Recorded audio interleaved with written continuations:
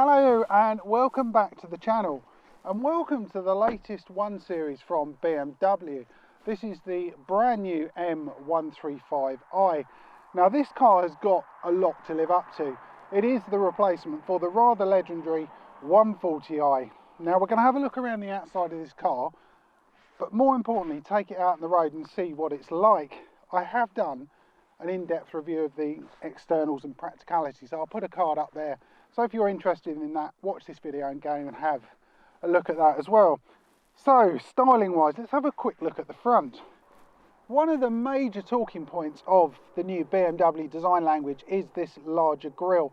Now this particular model being the M variant and M Sport, we've got a mesh covering over here. I think the lesser models have got more of a vertical slats on it.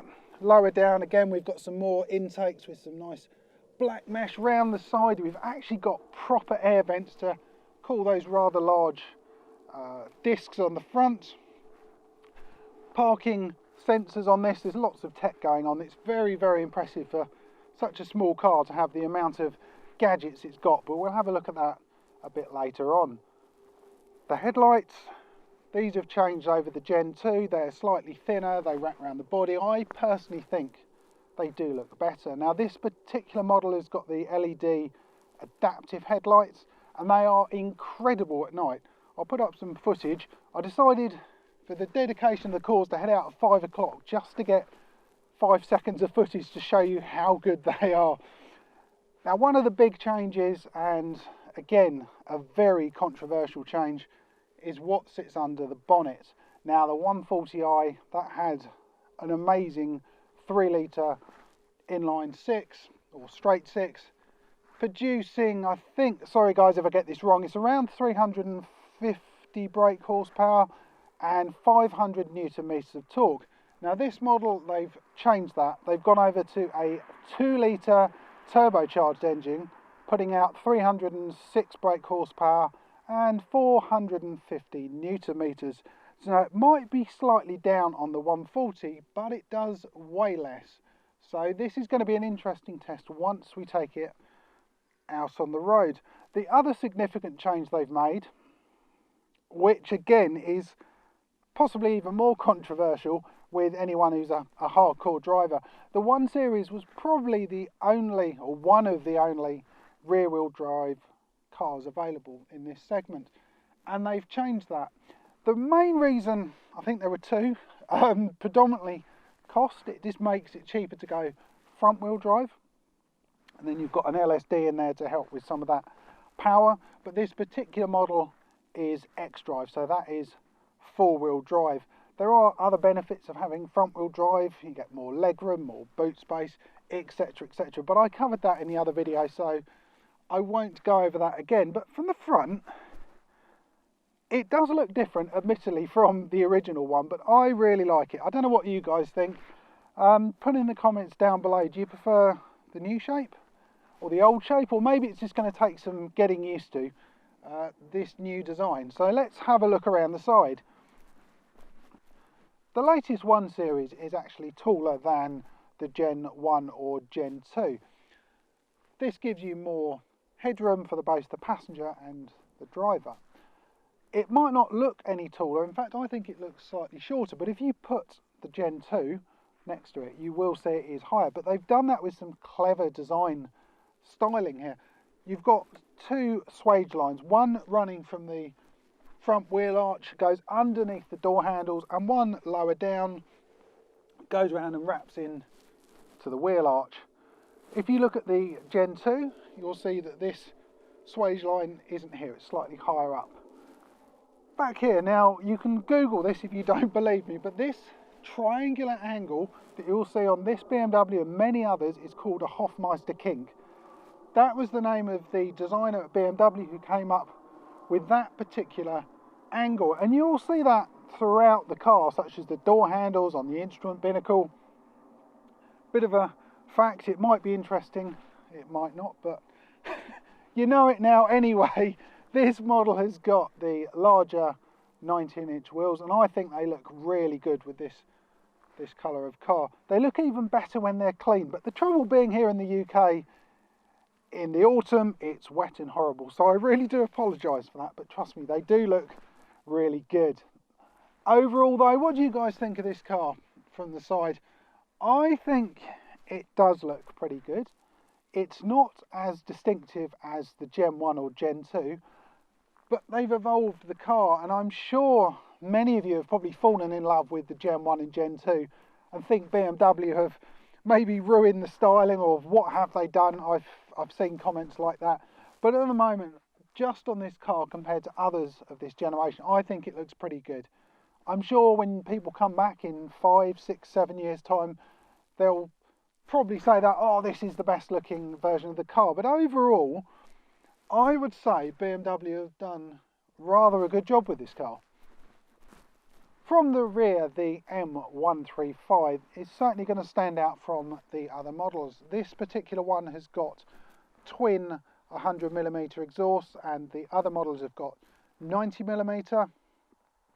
Inside the right hand exhaust there's a valve that opens up when you put it in sports mode, so you do get a few crackles and pops. It sounds a bit better, but you'll hear that out on the road. We've got the traditional badging for the M135 and the xDrive. xDrive, as I mentioned, is all-wheel drive, and probably one of the big differences with this car over any other generation they've done. We've got a spoiler. Boot-wise as well, this is a slight change, only a minor thing. My friend Will pointed this out because he's owned quite a few BMWs. Now normally you'd open the boot by this sort of flipped in, but that's gone now. There's a button underneath, or you've got a button on the key, or you can get the kick underneath to open it up. So we can open that up. Now the great thing about this model now, the way they've changed the design, is we've got a bigger boot. It's another 20 or so litres larger. We've got storage underneath the main floor, so you can put a few things in there. There's nothing groundbreaking, but just some nice tethering points, hooks. We've got a 40-20 split on the seats. So it is definitely more practical than the 140 or the older Gen 2 versions of this car. Now, it's getting rather cold out here, so I want to get in and drive this car, and I'm sure you guys want to see what it's like behind the wheel. But I just want to know at the moment, what do you think of the overall styling of the car? Put in the comments down below. Do you like it compared to, say, the 140? What do you think of that? And as a car in its own right compared to its rivals at the moment, what do you think overall? And on that note, I'm going to get in. I'm going to put the heated seats on and the heating because it is very cold.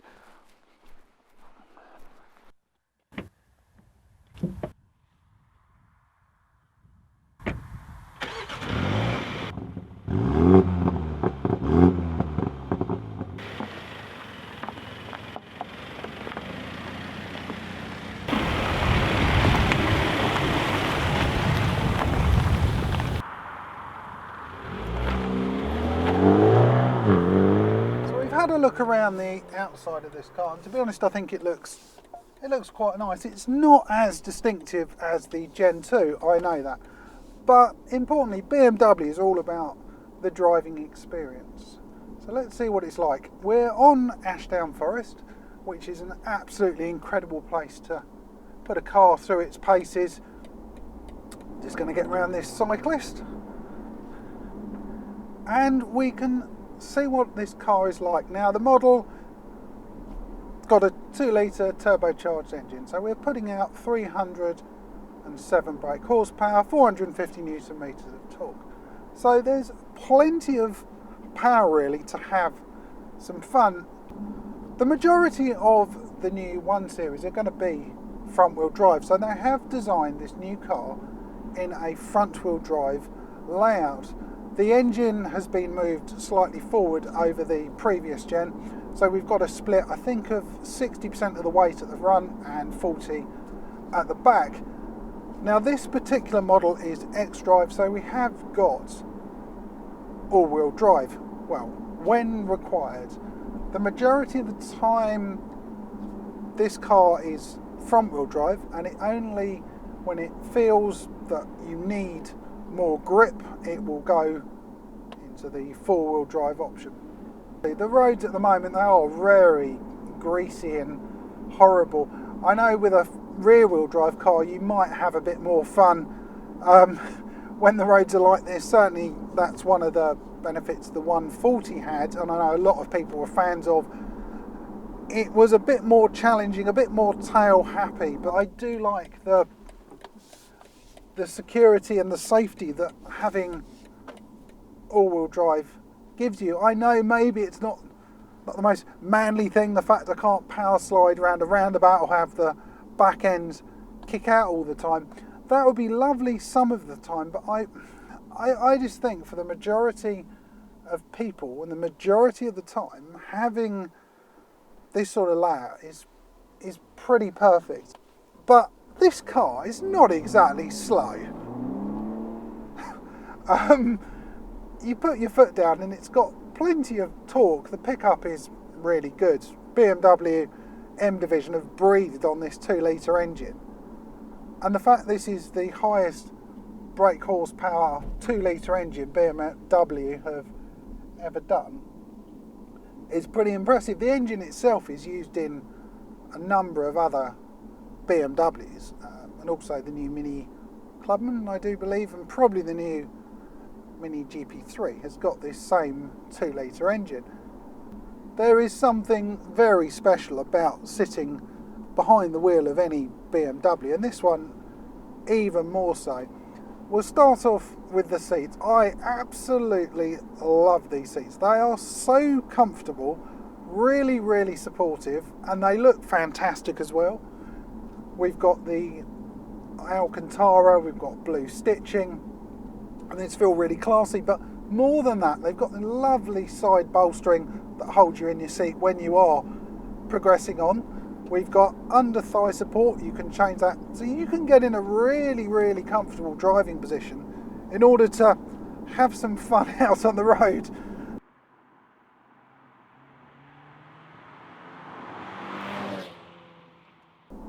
But this is fantastic. It really is a nippy little car, and you can chuck it into a bend.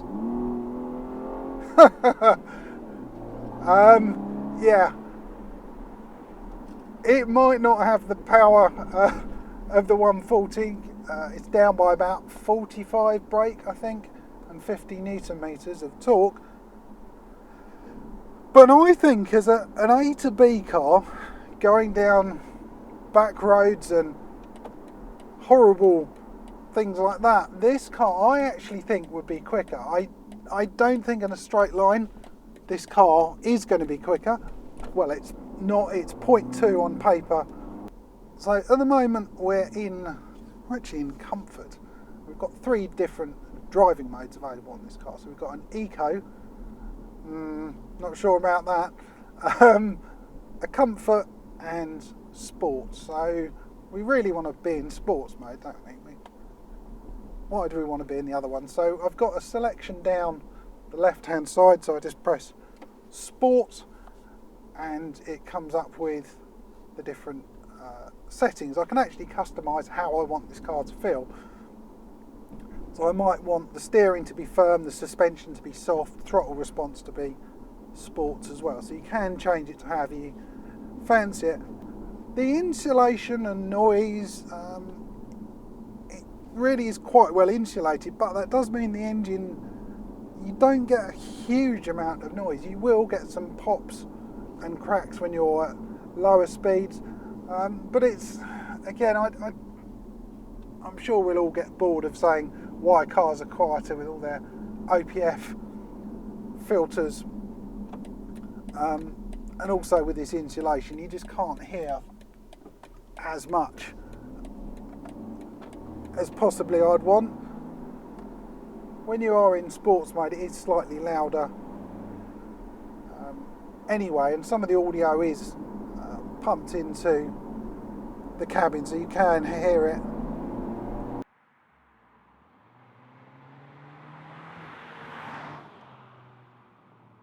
This gearbox is really good. There is a slight delay on an upshift, not hugely, I just don't think it's quite as quick as the ZF. But like I said, nothing I'd be worried about. I like to try and be a bit picky about problems. Cars nowadays are so difficult to find things wrong with them, so you have to nitpick. But I wouldn't be concerned whatsoever. It's a really, really nice feel on these brakes. Very progressive, lots of confidence, and it feels so planted when you do come into having to brake quite firmly. iDrive 7 on this. Some of the lower models have got the iDrive 6, the premium package as standard. 7 is an upgrade on it, and I really, really do like iDrive version 7. I think BMW do some of the best infotainment systems on the market at the moment. They're so intuitive and everything about them. But we'll have a very quick chat about the tech that this has got. So like I said, we've got voice control, so I can say things like, "Hey BMW, set temperature to 22 degrees. All right, I set the temperature in the driver's area on 22 degrees Celsius. So that is really useful. There are some unusual features you can do. So I can say, "Hey BMW, I'm bored."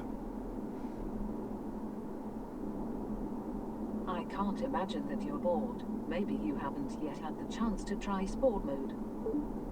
So there we go. We've got over and it's changed all the dials into their sports mode. So we've got G-force meter in the middle, so braking and when you're turning, we've got the amount of power being used, both torque and bhp, oil, temperature. I'm not sure that's exciting though. No, oil temperature is not exciting, but the others are. So yeah, that sort of thing, a bit of a gimmick possibly, and I don't think I'd ever use that other than when I'm showing someone on a video or want to impress someone for the first time. So that's nice. But the iDrive, we've got full sat nav on this, which is, it's a really nice, and it will give you a big display on the main infotainment system. You'll get in the middle of the dials on my side, you'll see basic directions, and then on the head-up display you also get the same. So if we have a look through the main menus, you've got all your media with DAB radio, you've got Apple CarPlay, which is perfect for me as I have an iPhone. We've got all of your nav, that's all voice controlled as well. You've got numerous settings on the car, so how you want it to look, whether you want to change the ambient lighting. And that's one thing, the ambient lighting on this at night looks really, really good. It probably doesn't show up in the daylight too well, but luckily, again, out at 5 o'clock this morning to make this video, I've taken some shots and I'll put them on as I'm talking about them, but they look really, really classy. If you remember earlier on, I was talking about the Hofmeister Kink design patterns on the back door, so on the handles on the inside here, but the dials in front of me really do emphasise that. So we've got an LED screen, and each side you've got the rev counter on one side and you've got the speedo on the other, and the shapes are exactly the same, well, nearly the same as those Hofmeister Kink styles, which is also, it's just a really nice touch that until I started looking into this car I didn't really notice it had that. So the steering wheel on this is lovely. It's the traditional M steering wheel. So we've got the M logo embossed down the bottom. It's nice and big and chunky. It's traditional controls though you'd find on any model that BMW do. So you've got the cruise control over on the left, and then over on the right hand side you've got the controls for the telephone and turning volume up and down. So it feels very, very at home. You've got the paddle shifters just on the left and right hand side, and they're pretty nice, to be honest.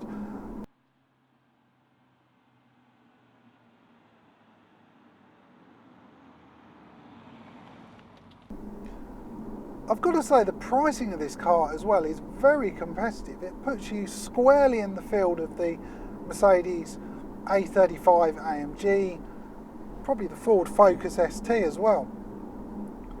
And this thing is very, very well built. I mean, for £36,000, 60 in sub 5 seconds.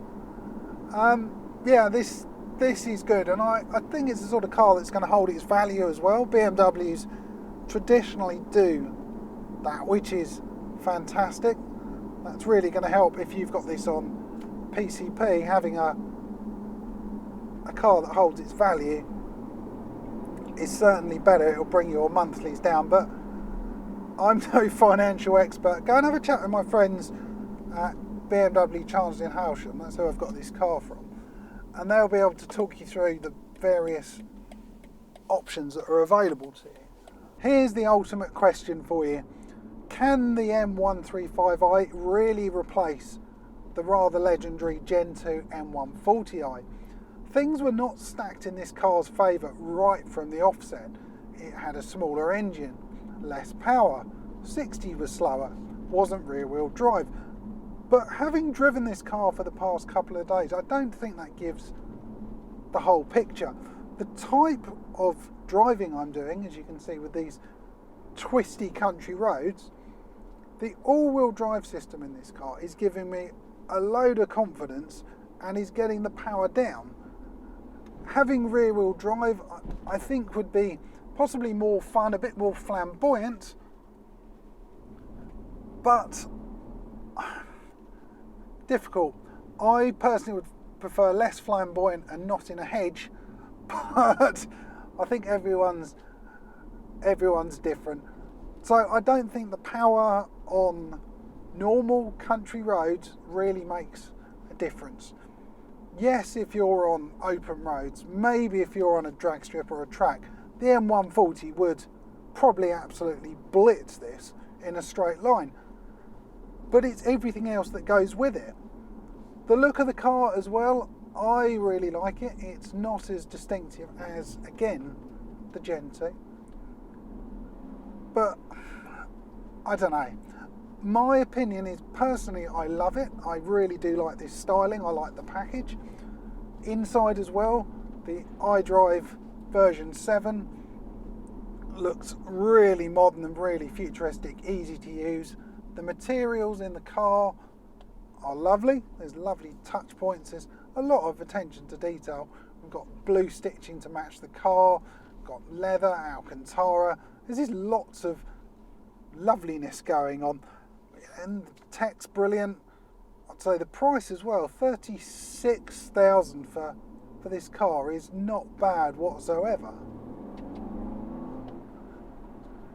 I think I'm struggling to find too many things wrong with this car.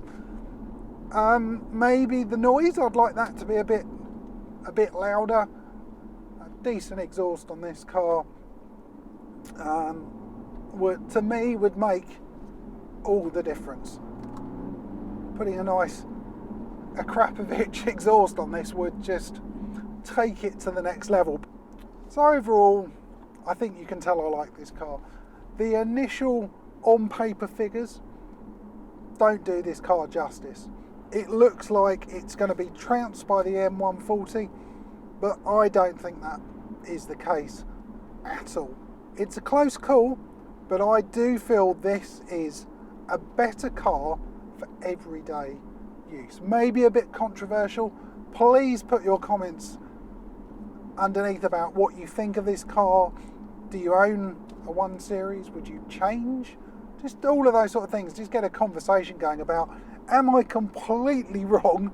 Or, yeah, I think what he's saying is truthful. I think it is a good car. And really, if you are slightly considering, go and test drive one.